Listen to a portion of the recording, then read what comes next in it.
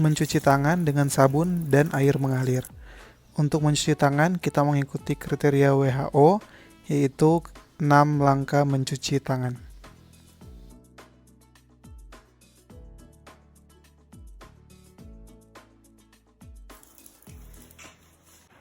Selanjutnya kita akan mulai prosedur setelah mencuci tangan dan mempersiapkan alat dan bahan, serta memakai sarung tangan dan masker. Yang pertama kita harus memastikan bahwa kita berdiri di sebelah kanan dari bayi.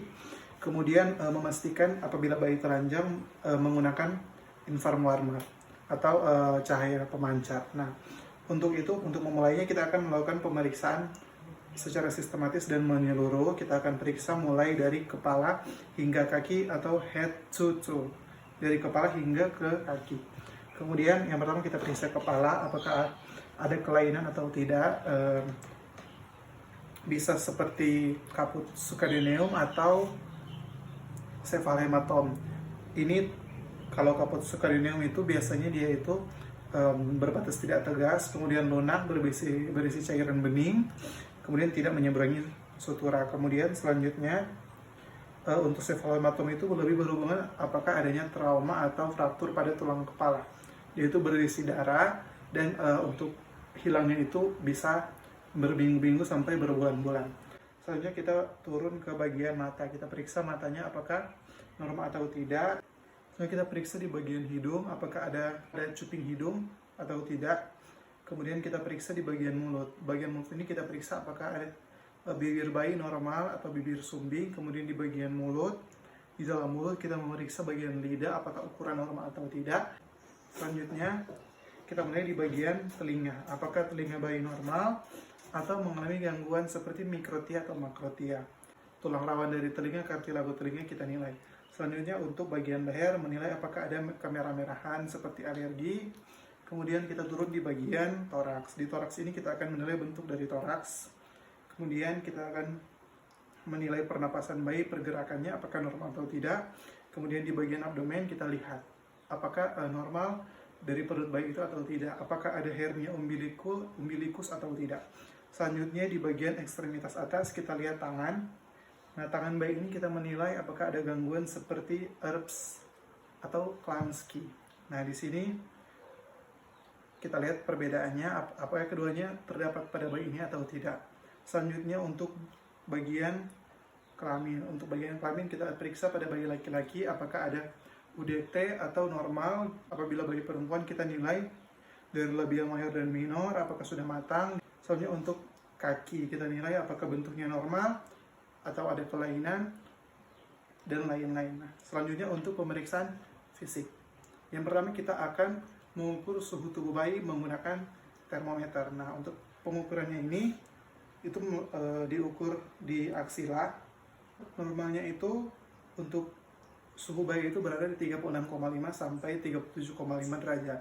Apabila kurang dari itu disebut dengan hipotermi. Kemudian apabila bayi demam atau panas itu lebih dari suhu yang 37,5 itu disebut demam atau hipertermia.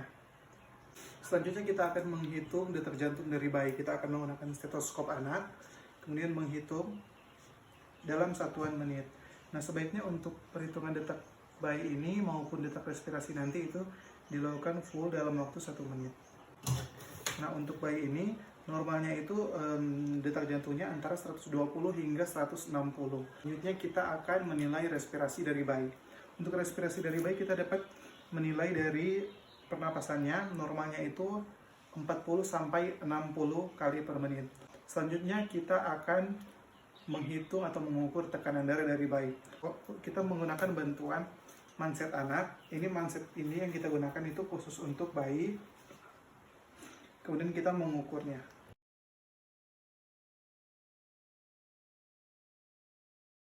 Setelah mengukur tekanan darah dari bayi menggunakan manset bayi, selanjutnya kita akan lihat gear score dari bayi. Yang pertama kita akan mulai untuk A atau appearance.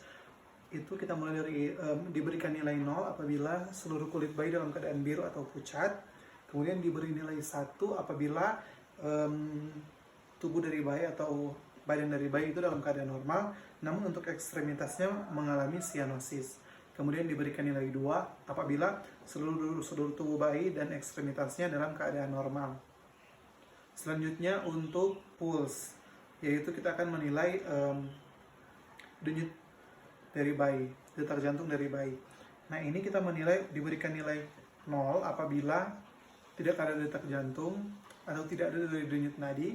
Kemudian diberikan nilai 1 apabila denyut yang ada atau detak yang ada itu kurang dari 100 kali per menit. Kemudian diberikan nilai 2 apabila denyut atau detak jantung bayi itu lebih dari 100 atau normal.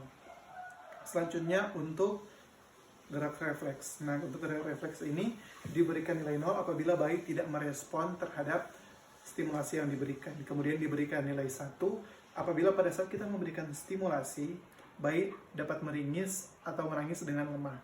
Selanjutnya diberikan nilai 2 apabila saat kita memberikan stimulasi pada daerah pernapasan, bayi dapat bersin, menangis, atau batuk. Selanjutnya untuk tonus otot. Untuk tonus otot ini diberikan nilai 0 apabila bayi tidak ada pergerakan, kemudian diberikan nilai 1 apabila pergerakan dari bayi itu cukup lemah. Kemudian diberikan nilai 2 apabila bayi dapat bergerak dengan aktif. Kemudian untuk terakhir yaitu respirasi. Untuk respirasi ini kita menilai apakah pernapasan dari bayi tidak ada pernapasan atau sangat lemah, itu diberikan nilai 0. Kemudian diberikan nilai 1 apabila ada respirasi namun lemah dan tidak teratur. Dan diberikan nilai 2 apabila respirasi dari bayi normal dan teratur. Kemudian untuk nilai Apgar ini, itu apabila intervalnya didapatkan 7-10, maka bayi dalam keadaan normal. Selanjutnya pemeriksaan antropometri bayi. Jadi yang pertama kita akan menimbang berat badan bayi. Kita harus memastikan bayi dalam keadaan telanjang. Kemudian untuk neraca timbangan kita akan menggunakan timbangan bayi, memastikan jarumnya berada pada titik 0, kemudian berada di tempat yang datar. Selanjutnya kita meletakkan bayi dan menimbang. Nah, normalnya itu untuk berat bayi itu sekitar 2.500 sampai 3.500 gram. Selanjutnya kita akan mengukur panjang badan bayi. Nah, untuk mengukur panjang badan bayi ini kita akan menggunakan infantometer untuk anak di bawah 2 tahun. Memastikan tidak memakai sandal dan lain-lain. Kemudian dipastikan lurus, bisa meminta bantuan dari perawat atau orang tua pasien untuk memegang. Kemudian didapatkan panjang bayi yaitu 50 cm. Kemudian selanjutnya kita akan mengukur lingkar kepala dari bayi.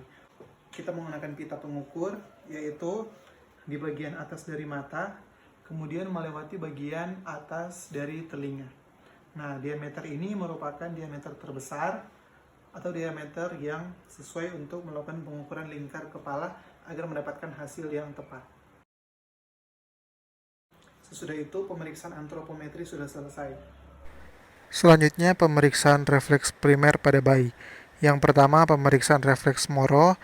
Bayi akan diangkat, kemudian dijatuhkan dengan bebas dan hati-hati.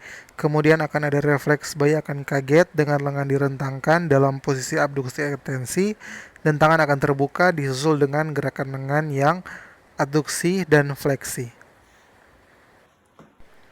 Refleks yang kedua yaitu tonic neck, yaitu bayi dalam posisi terlentang, kepala di garis tengah dan anggota gerak dalam posisi fleksi. Kemudian kepala bayi ditolekkan ke kanan, maka akan terjadi ekstensi pada anggota gerak sebelah kanan dan fleksi pada anggota gerak sebelah kiri. Di sini yang selalu terjadi adalah ekstensi dari lengan. Yang ketiga adalah refleks plantar grasp. Nah, refleks ini kita akan memberikan rangsangan pada telapak tangan dari bayi, kemudian bayi akan jari-jarinya akan fleksi atau akan berusaha untuk menggenggam. Kemudian selanjutnya adalah refleks rooting. Kita akan memberikan rangsangan pada pipi bayi, kemudian bayi akan menoleh ke arah rangsangan tersebut. Sesudah itu kita akan dengan cepat mengenakan kembali pakaian atau menyelimuti bayi kembali agar bayi tetap hangat. Untuk alat pelindung berupa masker dan sarung tangan tidak lupa untuk dilepas dan dibuang di tempat sampah khusus untuk medis.